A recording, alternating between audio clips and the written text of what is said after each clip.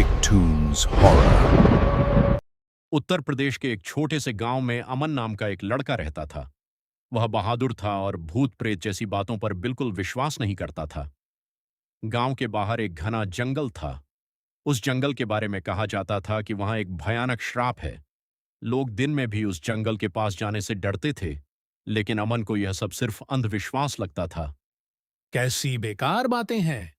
अगर जंगल में कोई रहस्य है तो मैं उसे ढूंढ कर रहूंगा। एक दिन गांव के चौपाल में कुछ बुजुर्ग बैठे बातें कर रहे थे। अमन भी वहां पहुंच गया। कल रात फिर जंगल से चीखने की आवाज आई थी। हाँ, और सुबह लकड़हारा रामू का कुल्हाड़ा जंगल के किनारे मिला, लेकिन रामू आज तक नहीं मिला। कहीं वो शहर चला गया होगा। हर गायब होने वाले को भूत उठा ले गया, ऐसा थोड़ी होता है। बेटा, जिस दिन तू उस जंगल में जाएगा उसी दिन तुझे सच पता चलेगा। उस रात अमन ने फैसला कर लिया, वह अगले दिन अकेले जंगल में जाएगा। अगला दिन सुबह का समय था। अमन अपने बैग में टॉर्च, पानी की बोतल और मोबाइल रखकर जंगल की ओर निकल पड़ा। शुरुआत में सब सामान्य लग रहा था। पक्षियों की आवाजें आ रही थीं, हवा धीरे धीरे चल रही थी।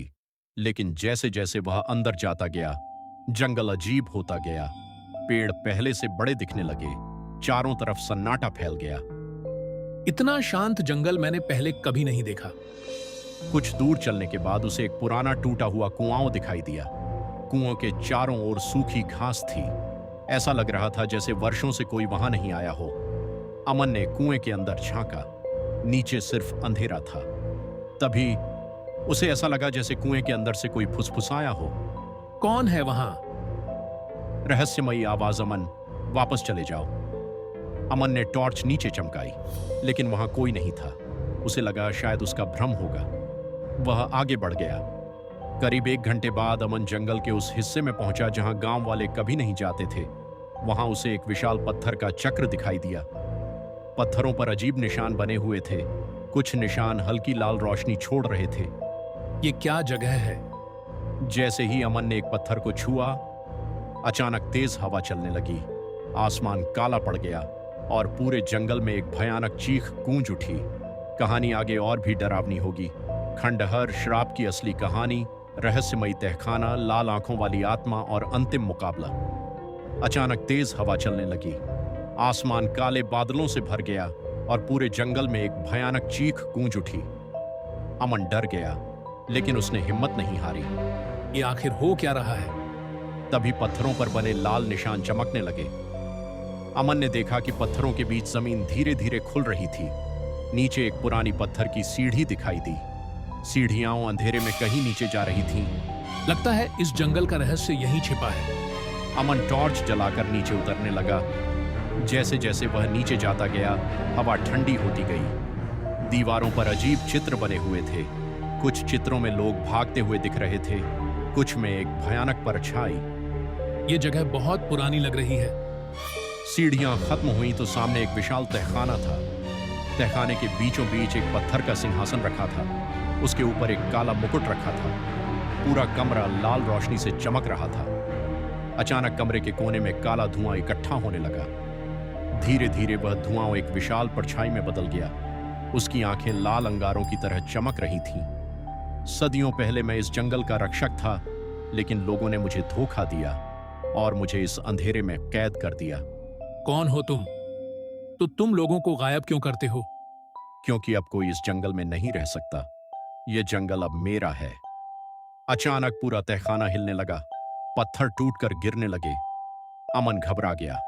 तभी उसकी नजर सिंहासन के पीछे बनी एक दीवार पर पड़ी।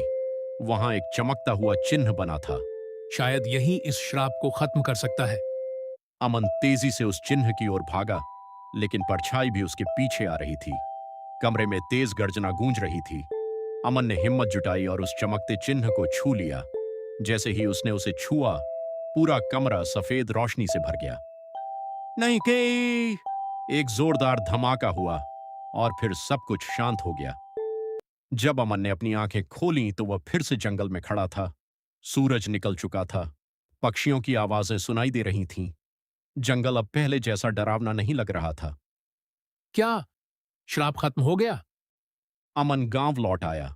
गांव वालों को उसकी बात पर विश्वास नहीं हुआ। लेकिन उस दिन के बाद जंगल से कभी कोई चीख नहीं सुनाई दी, कोई रहस्यमयी घटना भी नहीं हुई। सबको लगा कि श्राप खत्म हो चुका है। लेकिन एक रात अमन अपने कमरे में सो रहा था। अचानक उसकी आंख खुल गई। कमरे में सन्नाटा था। तभी उसने खिड़की के बाहर देखा।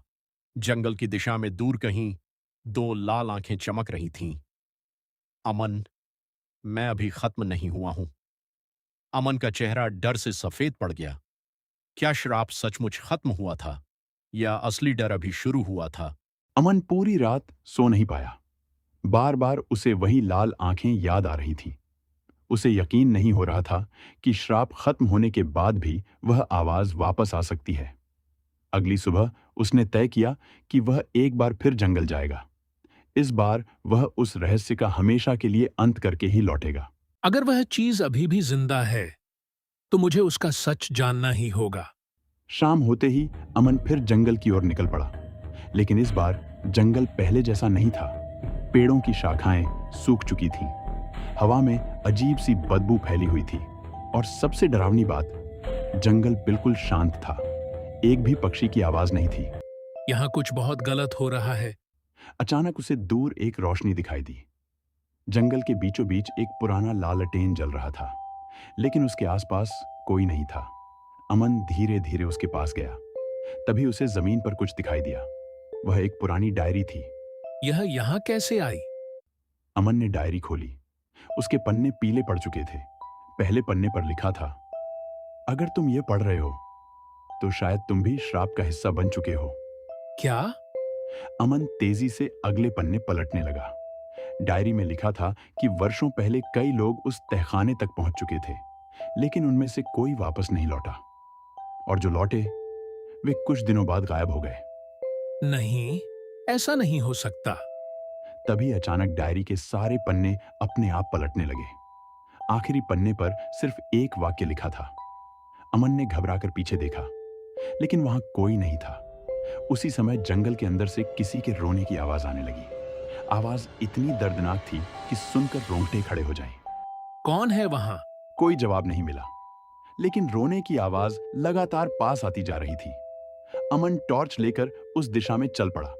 कुछ मिनट बाद वह एक पुराने तालाब के पास पहुंचा। तालाब का पानी बिल्कुल काला था। ऐसा लग रहा था जैसे उसमें रोशनी भी डूब जाए। अचानक पानी की सतह पर लहरें बनने लगी और धीरे धीरे उसमें एक चेहरा उभरने लगा। एक डरा हुआ चेहरा। चेहरा कुछ बोलने की कोशिश कर रहा था, लेकिन आवाज नहीं निकल रही थी। फिर अचानक वह चेहरा पानी में गायब हो गया। यह कौन है? कौन हो तुम? सामने आओ। जानिए आगे क्या हुआ पार्ट 2 में।